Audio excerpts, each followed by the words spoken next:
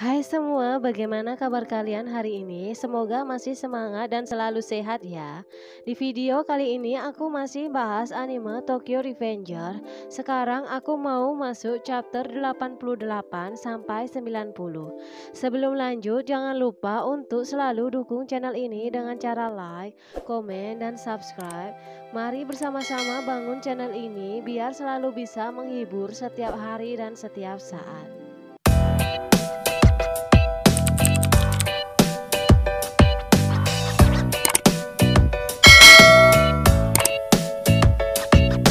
Di awal chapter diperlihatkan kalau mereka berempat bekerja sama untuk menghentikan Hakai dan menghancurkan Black Dragon.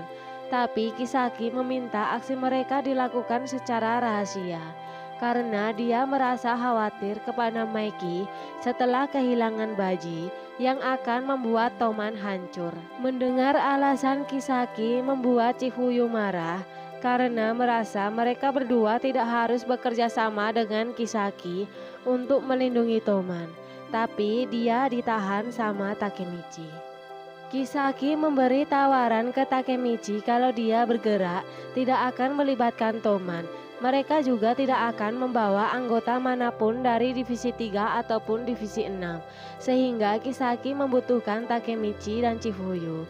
Kisaki juga meminta jawaban Takemichi besok. Dalam perjalanan pulang, Chifuyu merasa kalau mereka berdua saja bisa melakukannya tanpa harus bergabung dengan Kisaki. Tapi Takemichi ragu, yang membuat Chifuyu marah karena gara-gara Kisaki yang menyebabkan Baji dan Hinata terbunuh. Takemichi pun paham akan hal itu, tapi dia tidak tahu harus berbuat apa lagi karena tidak mungkin mereka membunuh Kisaki. Yang benar-benar bisa mereka lakukan hanyalah mengeluarkan Kisaki dari Toman dan menghentikan Hakai membunuh Taiju. Jadi menurutnya kalau mereka bergabung dengan Kisaki, mungkin mereka akan mengetahui hal baru tentang dirinya. Siapa tahu mereka menemukan cara untuk mengeluarkan Kisaki dari Toman. Karena Takemichi tidak ingin melihat masa depan buruk bagi mereka lagi, sehingga mereka perlu bekerja sama dengan Kisaki. Karena alasan itu akhirnya Chifuyu menyetujuinya dan mereka memutuskan untuk bekerja sama dengan Kisaki. Tapi dengan syarat mereka akan bergabung sampai hari Natal berakhir dan Kisaki pun menyetujuinya. Esoknya Takemichi pulang bareng dengan Hina sama Naoto. Tapi sampai di taman, Hina mempertanyakan janji yang sudah mereka buat. Tentu saja spontan Takemichi terkejut karena dia udah ada janji dengan yang lain. Di tengah perbincangan, Naoto berpamitan untuk pulang duluan karena dia tidak ingin buang-buang waktu. Mendengar ucapan Naoto, Takemichi teringat dengan sikap Kisaki. Hina pun membenarkan kalau sikap Naoto mirip seperti Kisaki. Takemichi yang mendengarnya pun terkejut, ternyata Hina mengenal Kisaki. Hina pun bercerita kalau dia mengenal Kisaki sewaktu SD karena mereka satu sekolah malam yang sama. Dan Takemichi juga pernah bertemu Kisaki sebelumnya. Di waktu masih SD, Kisaki anak yang pendiam dan juga pintar. Dan Hina begitu ramah dengan Kisaki. Mereka selalu pulang bersama karena mereka tinggal di perumahan yang sama. Tapi sekarang mereka tidak pernah bertemu lagi. Takemichi memberitahu Hina kalau Kisaki sekarang adalah salah satu kapten divisi Toman. Dan menurut Hina, Takemichi bisa akrab dengan Kisaki karena Kisaki adalah orang yang baik. Padahal di masa depan, Hina terbunuh oleh Kisaki. Takemichi mempertanyakan kapan dia bertemu dengan Kisaki. Awalnya Hina tidak ingin bercerita karena itu awal dirinya dan Kisaki bertemu dengan Takemichi. Hina pun menceritakan kalau waktu itu dia dan Kisaki pulang dari sekolah malam melihat seekor kucing yang dipermainkan sama anak-anak lain di taman. Hina yang melihatnya mencoba untuk menghentikannya, walaupun awalnya dilarang sama Kisaki karena takut Hina akan terluka. Hina pun pergi menghampiri anak-anak itu dan membuat kucingnya kabur. Tapi sebagai gantinya, Hina yang diganggu sama anak-anak itu.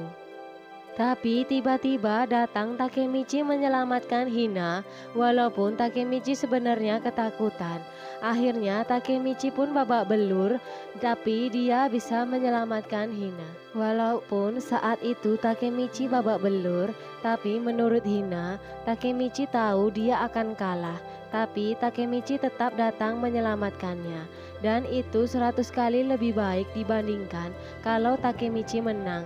Karena hal itulah yang membuat Hina jatuh cinta dengan Takemichi. Karena ucapan Hina, akhirnya Takemichi pun sadar kalau ternyata Hina mencintai dia sudah selama itu. Mereka berdua pun berpisah. Takemichi pun dengan semangat berlari dengan gembira. Tapi dia berhenti karena teringat perkataan Hina di masa depan yang mengatakan kalau di Taman Umishita di hari Natal Takemichi mencapakan dirinya. Tapi Takemichi yang sedang berbunga-bunga berpikir dia tidak akan mungkin memutuskan Hina. Tiba-tiba Takemichi dihampiri seseorang yang mirip dengan Naoto. Dan ternyata orang itu adalah ayah Hina dan juga Naoto. Ayah Hina mengajak Takemichi untuk berbincang. Ayahnya pun bercerita kalau dia mendengar banyak tentang Takemichi dari istrinya.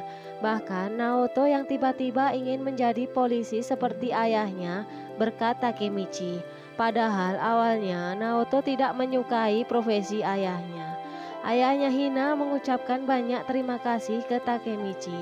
Dan ayahnya Hina pun mempunyai permintaan untuk Takemichi, yaitu meminta Takemichi untuk memutuskan Hina karena ingin Hina bahagia, dengan alasan kalau Takemichi adalah seorang preman, agar Hina tidak terseret dengan dunia Takemichi.